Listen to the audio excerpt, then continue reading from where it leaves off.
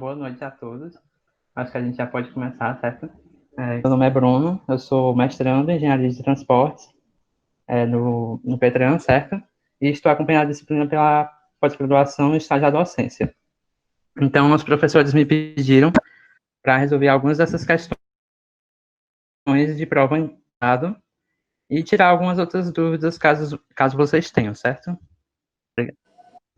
Então, vou começar, certo? A primeira questão do ano passado, ela trata um pouco de módulo de resiliência. Assinala a alternativa correta sobre o comportamento do módulo de resiliência. A deformação resiliente cresce nos solos compactados no ramo seco em relação àqueles compactados no ramo úmido. Aí a B. O aumento de umidade pode ocasionar queda significativa no módulo de resiliência. A C. Durante a vida útil do pavimento, o módulo de resiliência permanece constante. A D. O aumento da energia de compactação, no geral, faz com que o módulo de resiliência decresça, e a E nenhuma das anteriores. Pelo que vocês lembram da aula de módulo de resiliência, o que vocês acham que pode ser? Eu vou ficar vindo aqui no chat para poder ver, certo? Podem até responder pelo chat mesmo.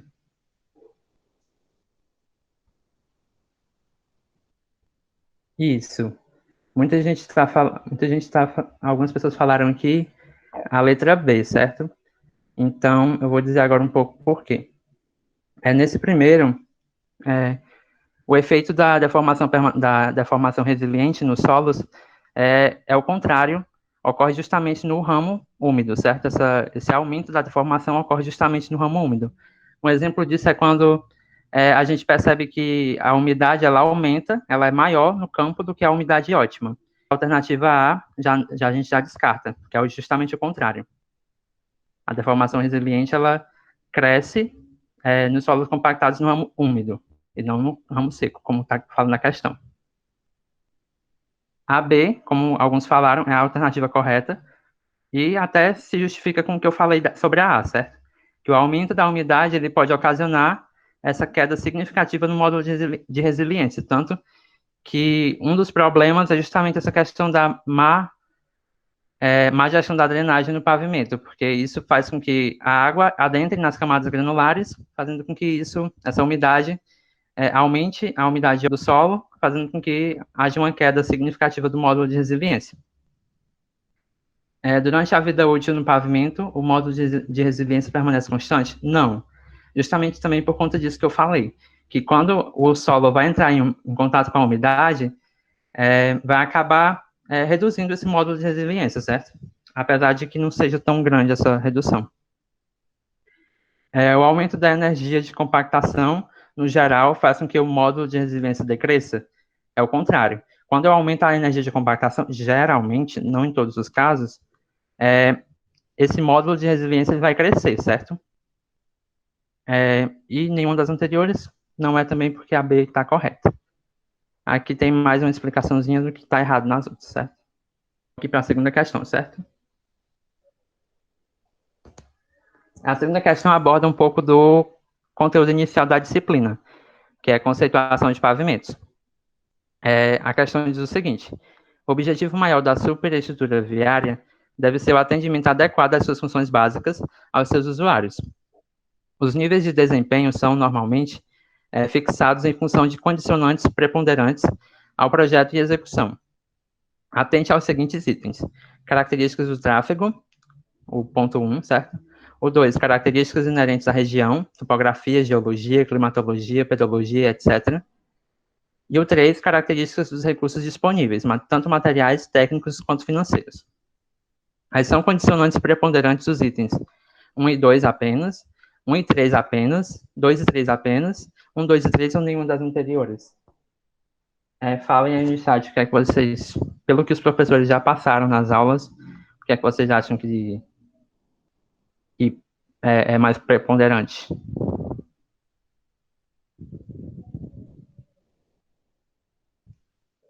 Isso, como alguns falaram aqui no chat, os três eles são preponderantes na questão do dimensionamento de pavimento, certo? Por quê? Como aqui diz a definição de pavimento, Ele é uma estrutura de múltiplas camadas, com espessuras finitas, que é construída sobre a superfície final de terraplanagem. É destinada técnica e economicamente a resistir aos esforços oriundos do tráfego de veículos e do clima. Ele justamente vai ter isso de... vai ser muito influenciado tanto pela a topografia da região, da geologia, do clima também, as propriedades do material que eu tenho disponíveis, os recursos financeiros que eu vou ter disponíveis para construir minha estrutura de pavimento, o tráfego, que é um dos quesitos mais importantes, né? Porque tudo vai ser em função desse tráfego a que esse pavimento vai resistir, e é basicamente isso. A questão 3 ela diz assim: a camada superficial de um pavimento recém-implantado é diretamente em contato com as cargas do tráfego e com as condições ambientais.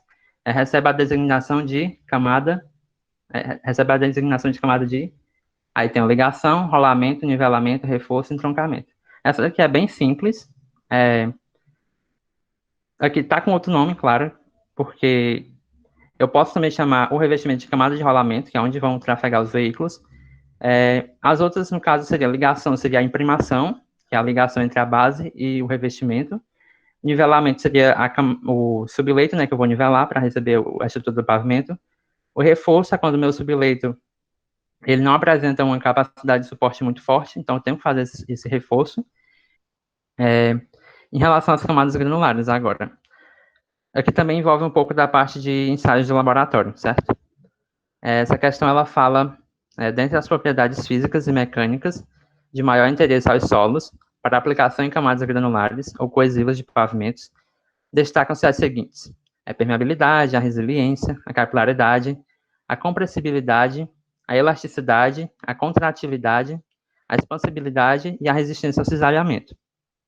Considerando as descrições a seguir, responda corretamente na segunda coluna da tabela a qual propriedade corresponde a cada definição. Aqui na primeira, eu tenho propriedade que os solos apresentam de recuperar a forma primitiva cessado o esforço deformante. Então, essa daqui é bem simples, acredito que vocês devam saber, que é a resiliência, né? Que é a capacidade do material ele voltar à sua forma primitiva depois que o esforço deixa de agir sobre ele. A segunda, a propriedade que os esforços, que os solos apresentam de poder absorver água por ação da tensão superficial, inclusive ao ponto de ser a força da gravidade. Que é justamente a capilaridade, né? Terceiro, propriedade que os solos apresentam de se deformar com diminuição de volume quando aplicado uma força de compressão. É justamente a compressibilidade, também que é simples. Ele vai diminuir o volume na medida que eu aplico uma força de compressão. E o último, propriedades que os solos apresentam de ter seu volume aumentado por aumento de umidade. É uma das propriedades que estudam, que são obtidas, né, a partir do ensaio de CBR, que é justamente a expansibilidade. Eu vejo quanto que o solo vai expandir a partir do aumento da umidade dele. A questão 5, que é sobre camadas granulares. Ela diz o seguinte: a escolha do tipo de equipamento para o serviço de compactação é problema bastante complexo, pois além da diversidade de máquinas disponíveis e dos tipos de solo, é preciso considerar as características próprias do comportamento de cada um. É possível estabelecerem-se alguns princípios básicos que regem a escolha, levando-se em conta os tipos predominantes de solos. Assim, cada tipo de solo deve corresponder para sua compactação equipamentos adaptados e eficazes. Com base na seleção de equipamentos de compactação, assinale V para verdadeiro e F para falso. Nessa primeira, os equipamentos do tipo pé de carneiro são indicados para todos os tipos de solo. Aí aqui no caso seria falso, porque é mais aplicado para solos coesivos, certo? Tipo solos argilosos e siltosos. Por conta da grande quantidade de finos, aí por isso que eu vou usar mais o pé de carneiro para esse tipo de solos. O segundo, os equipamentos com dispositivos vibratórios são utilizados com sucesso nos solos coesivos. É o contrário. É utilizado mais com solos não coesivos, tipo os granulares, areia, AC. Para as misturas de solo, Os rolos combinados com os pés de carneiro vibratórios, autopropelidos e de grande peso, atingem ampla faixa de solos estabilizados, tornando-se aplicáveis a uma extensa gama de solos. É justamente o que o professor falou hoje, ele falou justamente isso na aula de hoje, que esses rolos combinados com os pés de carneiro vibratórios, eles servem justamente para esses solos estabilizados, que é justamente o que o professor falou hoje, tanto os estabilizados granulometricamente quanto os quimicamente, tipo solo cimento e solo cal. A D, os rolos pneumáticos são usados apenas para solos não coesivos. Isso daqui também é falso, principalmente porque aqui eu vou usar mais para os solos coesivos, tipo silt e areia fina, esses rolos pneumáticos.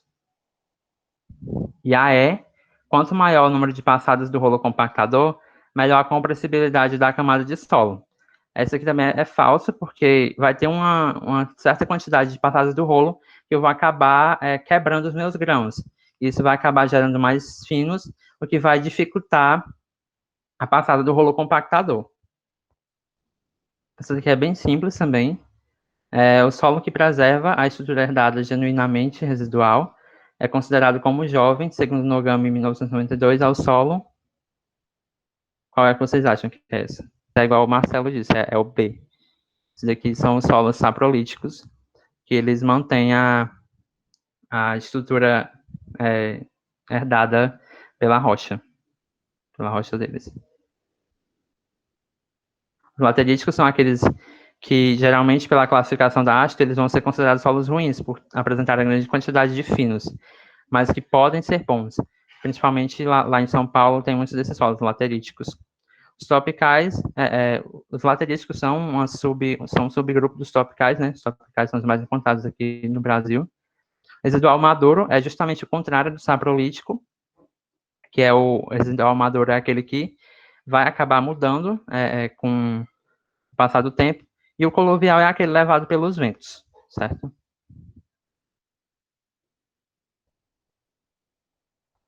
O laterítico, inclusive, é aquele da classificação MCT.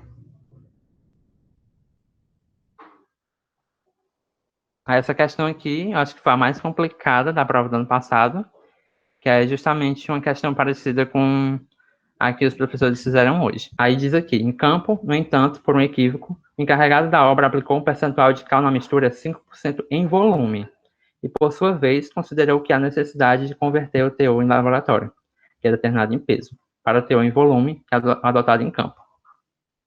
Aí aqui são os dados da construção do trecho, certo? É 1,4 quilômetros, ele tem a espessura da camada de base acabada de 15 centímetros, já compactada. A largura da camada acabada é de 12 metros. A massa específica da cal, 0,48 gramas por centímetros cúbicos. E a massa específica da mistura acabada é 1,55 gramas por centímetro cúbico. Aí o que é pedido nessa questão, né? São quatro itens. Ele diz o seguinte: diante do exposto, suponha que você foi engenheiro contratado para dar um parecer técnico financeiro acerca da situação observada, considerando-se que um saco de 20 quilos de cal custa R$ 24,00, pergunta-se: qual o custo de aquisição total de cal para a construção da camada de base, considerando 5% de volume, conforme observado em campo? Aí o que é que importa do enunciado? Isso daqui, 95% cinza, 5% cal. O fato de terem usado 5% em volume de cal e não 5% em peso, como foi definido em laboratório. A extensão do trecho, que é 1,4 km. A espessura da camada acabada, que é 15 centímetros. A largura da camada acabada, que é 12 metros. A massa específica da cal, que é 0,48 gramas por centímetro cúbico. E a massa específica da mistura acabada, que é a cinza com a cal, 1,55 gramas por centímetro cúbico. Aí pronto, a gente vai fazer a primeira A, certo? Qual o custo de aquisição total da cal para a construção da camada de base, considerando esses 5% de cal em volume, do jeito que foi construído no campo. Então, aqui a gente tem o nosso pavimento, aqui a largura de 12 metros, a extensão de 1,4 quilômetros e aqui a espessura. Primeiro a gente tem que calcular justamente isso, que é o volume da camada, certo? O volume da camada total, o volume compactado. 1,4 quilômetros de extensão, 15 centímetros de espessura e 12 metros de largura. Lembrar sempre de colocar tudo na mesma unidade, porque muita gente acaba errando isso, mesmo sendo uma coisa bem simples. Então, lembrar sempre de colocar tudo na mesma unidade. Aí eu vou ter de volume compactado 2.520 metros cúbicos. Aí depois desse volume compactado, eu tenho que descobrir qual é o meu volume de cal, certo? Como ele usou 5%, eu vou pegar 5% desse volume total e ver quanto é que eu tenho de cal. Então, 5% de 2.520 dá exatamente 126 metros cúbicos. Aí o terceiro, eu tenho o volume da cal, né? Mas eu quero saber qual é a massa para poder ver quantos quilos de cal eu vou ter que comprar. Quantos sacos de cal eu vou ter que comprar. Aí a fórmula da densidade, que eu acabo invertendo, né? Já que eu quero descobrir a massa, eu tenho a densidade dela e tenho o volume de cal, então só multiplico a densidade pelo volume. Eu transformo o 0,48 gramas por centímetro cúbico, eu transformo já isso em quilo por metro cúbico, para poder facilitar a minha conta, certo? Então, 0,48 gramas por centímetro cúbico, transformados em quilograma por metro cúbico, eu vou ter 480 quilogramas por metro cúbico, a massa específica, o peso específico da cal. O volume, que é o que a gente descobriu aqui, 126. Então, só multiplico isso para descobrir a massa total, que é 60.480.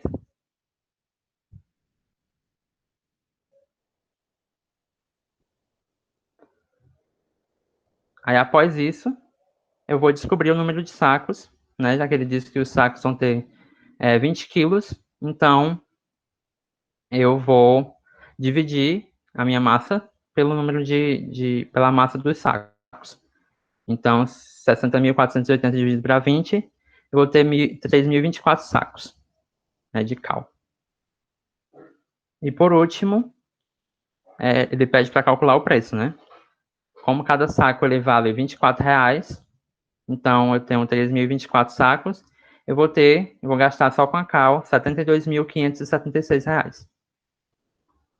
O item B, ele pede qual o custo de aquisição total desse estabilizante para a construção de base, considerando-se 5% de cal em peso, conforme esse projeto estrutural proposto. Aí foi nessa daqui que o pessoal se enganou um pouco, porque aqui diz, né, 5% de cal em peso. Então eu vou ter que encontrar quanto é que esse 5% de cal em peso representa em volume para poder construir a minha camada. Já que no laboratório a gente determina em peso, mas para o campo tem que ser em volume. Aí primeiro eu tenho que fazer essa conversão. Na prova, os professores forneciam essa fórmula, que é a de transformação do teor em peso em teor de volume. Aí muita gente trocou, colocou o 5 aqui em volume e tentou descobrir o CP. Aí por isso que deu um pouco errado. Aí, justamente o contrário, né? CP, que é o teor em peso, vem aqui. Eu quero descobrir o teor em volume. Eu tenho a massa específica da mistura acabada. E eu tenho a massa específica da cal. Também o pessoal se confundia, porque lá na fórmula tinha massa específica do cimento, mas é só eu mudar o estabilizante que está sendo utilizado para a camada, no caso. Então, a massa específica da minha amostra da minha camada era 1,55, a da cal era 0,48. Aplicando os valores aqui, acabava descobrindo um percentual em volume de 15%, ou seja, eles estavam aplicando um terço do que era para ser aplicado no campo de cal. Aí, esse novo percentual, eu faço a mesma coisa do item anterior. Calculo o volume de cal eu já tenho o volume da camada, que é 2.520. Aí agora, com esse novo percentual de cal em volume, eu vou calcular o volume de cal que eu vou precisar para construir minha camada de base. Que no caso eu vou precisar de 387,5 metros cúbicos. Aí depois de calcular o volume, eu calculo novamente a massa, pela mesma fórmula da densidade. Lembrando a massa específica da cal em quilograma por metro cúbico, para poder só cortar e obter já a massa em quilograma. E obtém uma massa de cal de 186 mil quilos.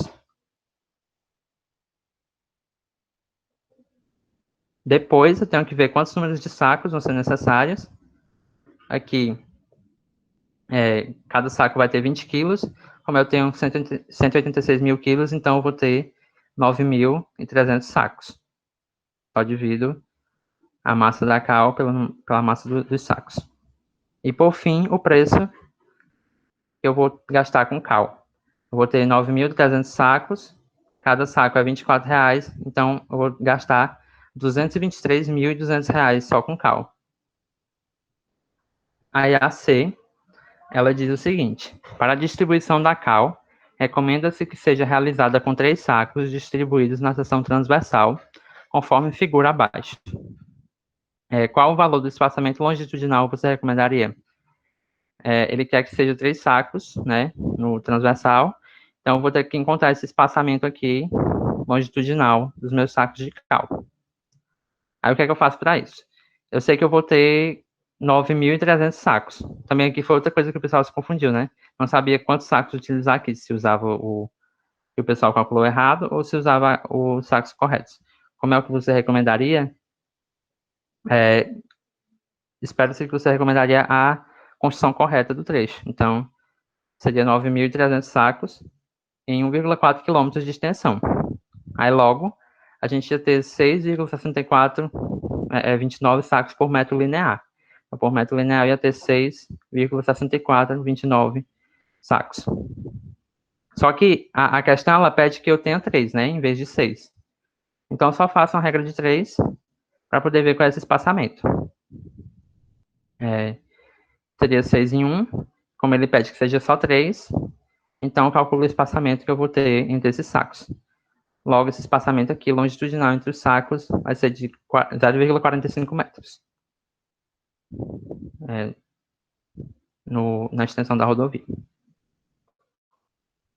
Por fim, a D fala o seguinte: sabendo-se que quanto maior o percentual de cal, melhor a resistência mecânica da mistura, quais consequências você espera observar em campo diante do equívoco apresentado? Geralmente, quando eu tenho uma redução da minha resistência mecânica, eu vou ter os 2 defeitos principais do pavimento. São os defeitos de deformação permanente, que vai passar a apresentar fundamentos de trilho de roda, justamente aqueles que eu sempre encontro nos corredores de ônibus. E, além disso, eu posso ter a porcentagem de áreas trincadas pode ser bem alta e pode acabar sendo refletidas para o revestimento. Então, essas são algumas das consequências que eu vou ter devido a essa redução do percentual de cal utilizado no trecho.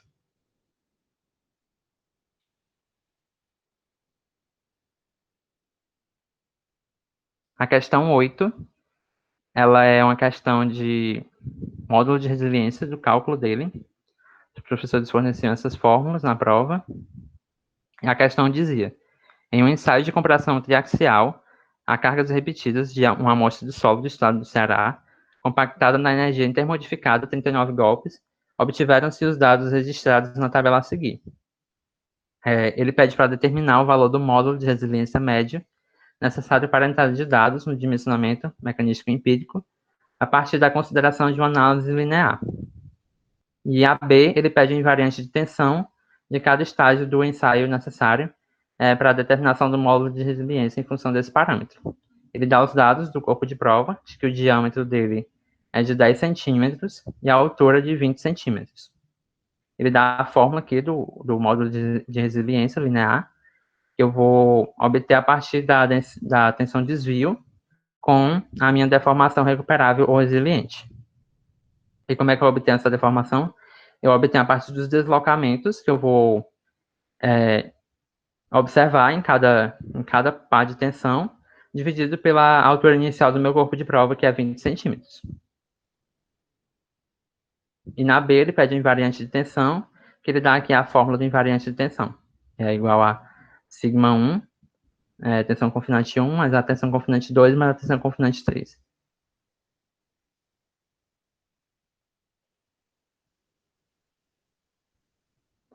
Aí ele dava essa tabela na prova, ele dava os dados da tensão confinante, os dados da tensão de desvio e os dados do deslocamento, que é esse delta H.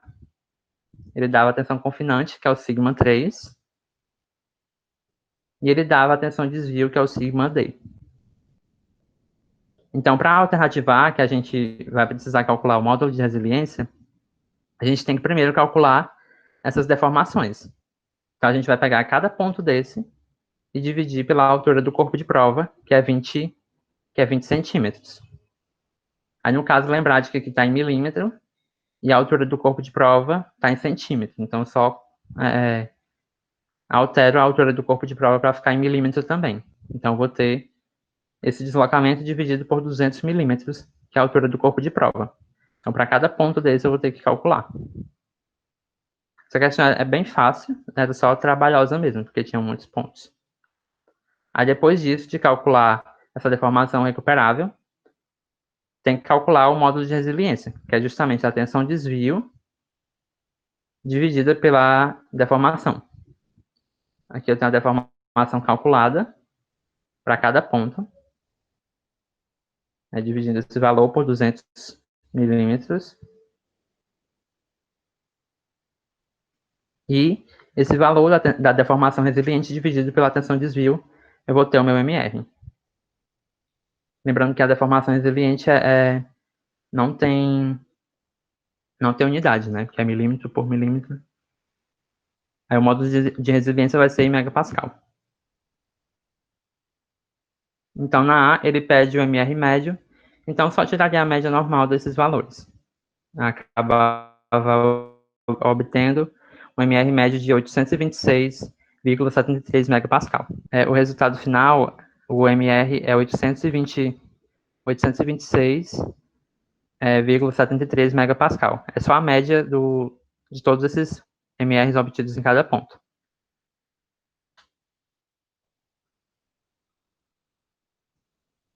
Aí na B, ele pedia o invariante de tensão, que é justamente o que está a última fórmula aqui.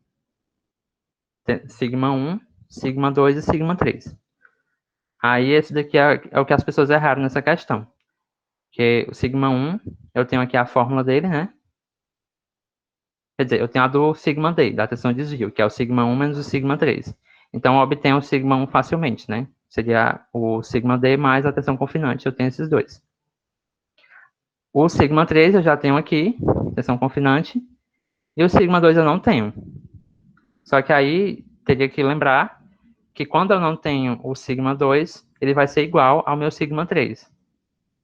Então, essa fórmula aqui do invariante de tensão, ela ficaria, no caso, sigma 1 mais 2 sigma 3.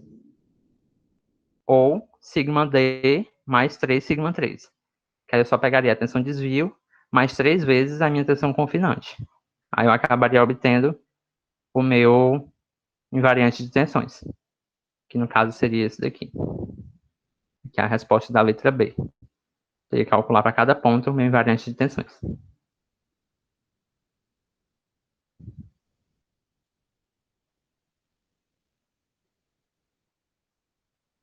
Ficou alguma dúvida nessa? Não, aí nesse daqui ele não pede média, não. Nesse daqui ele pede só para cada ponto mesmo. Invariante de tensão para cada ponto. Porque seria utilizado para traçar o meu modelo de MR. Essa tensão invariante em função da desvio, por exemplo, ou ela em função da tensão confinante, para ver qual resultaria no maior R quadrado, para representar o módulo de resiliência sem ser constante. Porque aqui eu tenho módulos constantes. Geralmente o módulo não é representado de forma constante. Ele é representado por uma equação. Aí pode ser em função da tensão de desvio, da confinante, do invariante de tensões e por aí vai. Por último, a questão 9, que é uma questão de imprimação betuminosa. ela fala o seguinte: quanto à imprimação, forneça o somatório dos itens errados. Diz que a imprimação é aplicada diretamente sobre a camada de subbase. O segundo, no Brasil, os asfaltos diluídos de cura média, CM30, são usados com frequência para aplicação em serviços de imprimação. Aqui, no Brasil, as emulsões imprimantes são usadas com frequência para aplicação em serviços de imprimação em função de legislações ambientais mais rígidas. Uma das funções da imprimação é aumentar a coesão da camada de base pela penetração do material asfáltico. E, por último, deve-se esperar a cura da imprimação por aproximadamente 48 horas. Então, erradas estão a primeira, porque ele diz que é numa camada de subbase, não é numa camada de base. Eu vou aplicar a imprimação, porque a imprimação é justamente a camada de ligação entre a base e o revestimento. A segunda está correta, inclusive está aqui a norma do DANIT, que é a especificação 144 de 2014, para serviços de imprimação. Essa daqui está errada, apesar de ter a norma especificando a utilização dessas emulsões imprimantes, mas ela está errada porque não é usado com frequência é usado o CM30. O pessoal não utiliza muito isso aqui porque não tem normas, não tem legislações ambientais rígidas que façam com que eles utilizem essas emulsões imprimantes. São mais ecologicamente corretas. A 6 está certa, justamente essa é uma das funções da imprimação, aumentar a coesão da camada de base pela penetração. E a 8 está errada porque a cura da imprimação é 24 horas. 48 horas é para liberar o tráfego sobre essa imprimação, mas ela cura em 24 horas. Então, no caso aqui, eu teria que fazer o somatório, né, de 8, que é essa daqui que está errada, com essa que é 4, com essa que é 1. Então, essa questão aqui, o resultado do somatório seria 13. Aí aqui eu coloquei mais essa questão aqui, que é igual ao trabalho que vocês fizeram, sobre estudos geotécnicos, onde eu tenho esses valores de granulometria passante, né, nas peneiras 2, nas peneiras 10, 40 e 200, os limites de liquidez e índice de plasticidade. Aí eu tenho que fazer a classificação e obter o CBR de projeto em questão. Então, aqui no caso, eu vou fazer aqui bem rápido, só 2, certo? Porque só tem 2 tipos de solo, só para poder lembrar vocês de como é. Então, eu tenho sempre que começar do topo, tenho sempre que começar do que está passando aqui, certo? Tenho que sempre começar aqui. A1, ele diz que no máximo 50 passantes na número 10. Eu tenho 100% passante. Então, já descarto A1. Aí o A1B eu não tenho nenhum requisito aqui para número 10, mas para número 40 ele diz que eu tenho que ter no máximo 50% passante. Aqui eu tenho 92,95 passante, então já descarto o 1B também. O A3, ele diz que eu tenho que ter no mínimo 51% passante na 40. Eu tenho no mínimo 51% passante na 40, já que eu tenho 92%. Mas ele diz que eu tenho que ter no máximo 10 passantes na 200. E eu tenho 11,64 passantes na 200. Então já descarto o A3. Aí eu vou para o A24.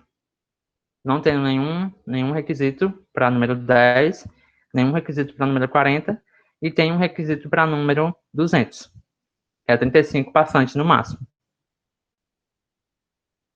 Tenho passante 11,64, então tá ok. Posso continuar a classificação. Ele diz que o LL tem que ser no máximo 40. Aqui ele diz que o meu solo é não líquido. Então, tá ok também. E ele diz que o IP é no máximo de 10%.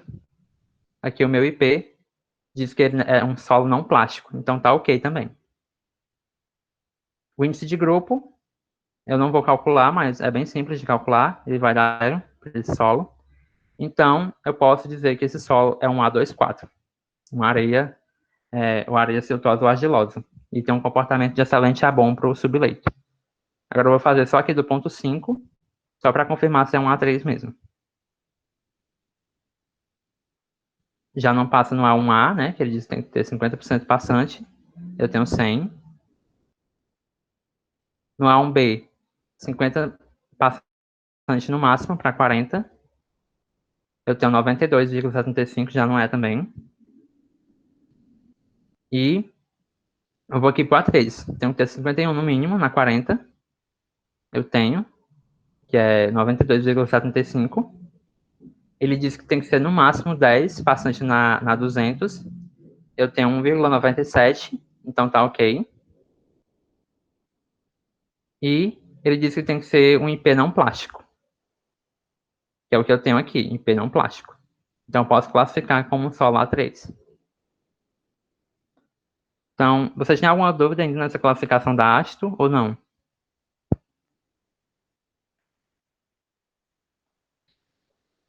Isso, quando eu tenho NL, significa que o solo é não líquido. Eu posso dizer que ele tem um LL igual a zero, apesar de não ser igual a zero, mas isso significa que ele não tem a propriedade líquida de solos plásticos. Então, eu posso dizer que esse NL significa zero, apesar de não ser, assim como o NP. Isso, já que o NP ele é a subtração do LL menos o LP.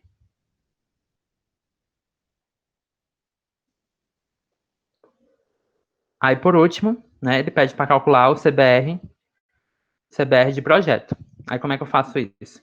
Eu faço justamente por aquelas fórmulas que vocês usaram no trabalho. Eu tenho aqui os meus CBRs. Aí eu vou calcular primeiramente a média, né, o CBR médio. Como todos os valores são próximos, eu não vou precisar descartar nenhum. No trabalho, não sei se vocês perceberam, mas tinham alguns trechos que tinham CBRs muito acima dos outros. Então, quando eu tenho CBRs muito acima dos outros, eu tenho que descartar esses CBRs da minha amostra, porque eles vão causar um impacto muito grande no meu desvio padrão e também, consequentemente, no CBR mínimo e no CBR de projeto. Então, eu tenho que sempre verificar se os meus pontos de CBR eles estão próximos uns dos outros. Aqui, no caso, eu não tenho muita variação. Aqui, no caso, eu não tenho muita variação, então, então posso considerar todos os pontos nesse meu cálculo. Então, seria esses 10 pontos.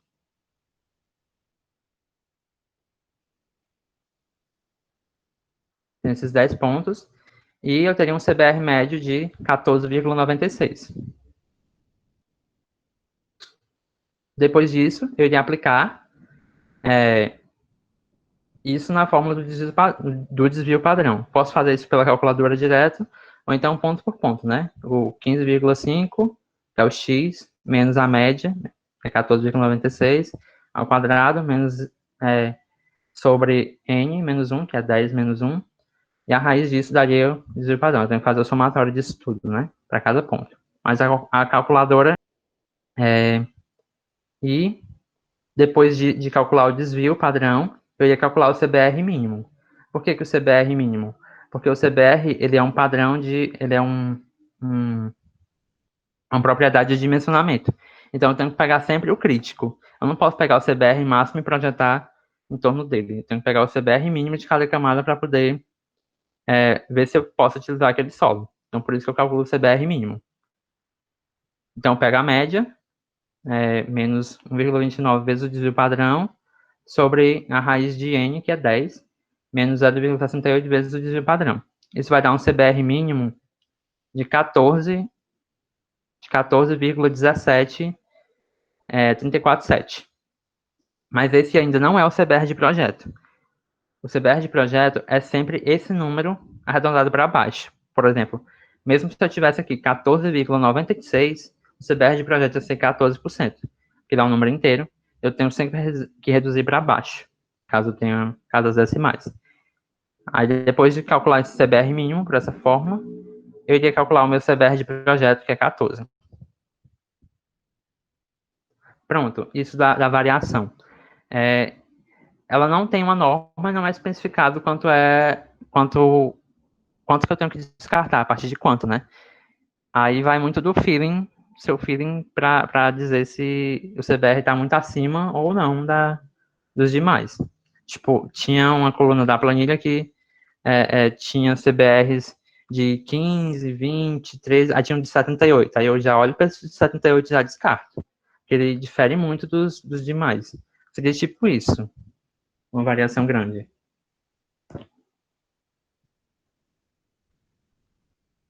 Então era isso, eu tentei ser bem rápido com essas questões para ficar em 1 hora mesmo, não ficar longo.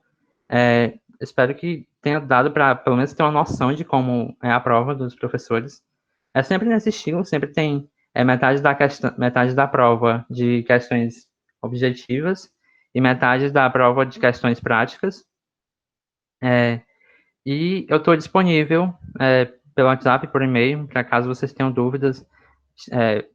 Eu recomendo vocês resolverem aquelas questões da apostila, porque lá tem questões de prova antiga também. E eu, a Cecília, e a Elisa e a Jéssica, a gente está disponível para caso vocês tenham dúvidas. O nível de dificuldade é razoável, tipo, não é uma prova difícil. A prova dos professores, ela é fazível, ela dá para tirar nota boa. O negócio é só esses pontos específicos que tem que ter muito cuidado, tipo, conversão de unidade, ver isso da questão de peso, volume, sempre cai. Sempre cai uma questão dessas de camadas granulares de construção, de volume de camada, porcentagem de cimento, de cal, sempre cai uma questão dessas.